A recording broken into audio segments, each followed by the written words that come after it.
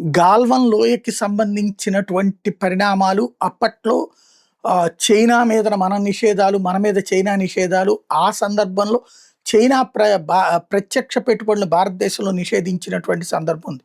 ఇప్పుడు నిదానంగా చైనాతో సంబంధాలు బలపడ్డాక అన్ని దేశాలతో సంబంధాలు మెరుగుపరుచుకునేటువంటి క్రమం, అమెరికా ఓవర్ యాక్షన్ నేపథ్యంలో మార్పులొచ్చినాయి. అందులో భాగంగా ఇప్పుడు చైనా ఎఫ్‌డిఐలకి ఓకే చేస్తుంది. భారత ప్రభుత్వం చైనా విదేశీ ప్రత్యక్ష పెట్టుబడులను అనుమతించేందుకు సన్నాహాలు చేస్తోంది. చైనా కంపెనీలకు 10% వరకు వాటాలుండే విదేశీ సంస్థలు మన దేశంలో పెట్టుబడులు పెట్టేందుకు మార్గం సుగమం చేస్తుంది. ఇందుకోసం ఎఫ్‌డిఐ నిబంధనలు సడలించేలా త్వరలో కేంద్రం నోటిఫై చేయబోతుంది. ఆ తర్వాత ఈ మార్పులు అమల్లోకి వస్తాయి. అందుకు అనుగుణంగా ఓ ప్రెస్ నోట్ 3/2020లో సవరణలకు గత మార్చిలోని కేంద్రం ఆమోదం తెలిపింది. దీని కింద 10% వరకు చైనా కంపెనీలకు వాటా ఉన్న విదేశీ సంస్థలు భారత్లో నేరుగా పెట్టుబడులు పెట్టేందుకు అవకాశం ఉంది.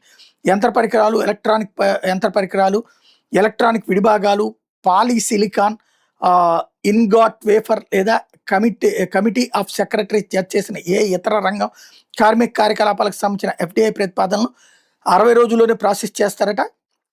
60 రోజుల్లో ప్రాసెస్ చేయదగ్గ ఉపరంగాల గుర్తించే పనిలో తమ విభాగం ఉన్నట్టు జయప్రకాష్ చెప్పుకొచ్చారు సంబంధిత అధికారులు. అదే సందర్భంలో గత ఆర్థిక సంవత్సరంలో మన దేశంలోకి వచ్చినటువంటి మొత్తం ఎఫ్‌డిఐ $90 బిలియన్, 8.3 లక్షల కోట్లు. ఇది ఇప్పుడు కీలకమైనటువంటి అంశం.